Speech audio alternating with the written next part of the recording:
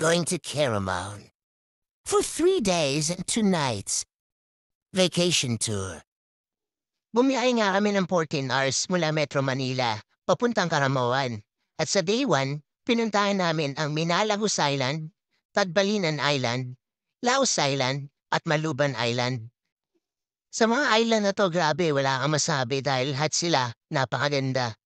Mula sa napakalinaw na tubig, pinong mga buhangin, at napakagandang tanawin. May in love ka talaga dito sa lugar na to dahil mamamangha ka sa taglay nitong kagandahan. Masasabi mo na sulit yung 14 hours na biniyahe mo dahil mawawala lahat ng pagod mo pag narating mo dito.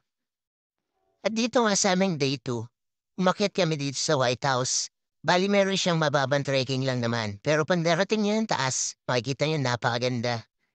At dito naman sa Tolibos Island, grabe, ang ganda ng sandbar na to. At dito nga pala kami nananghalian sa floating cottage. Grabe tong boodle fight na to, napakasulit at napakasarap talaga. At dito nga sa amin day 3, bali nag-ATV kami malapit sa main volcano at tinalaw ang sikat na lumubog na simbahan.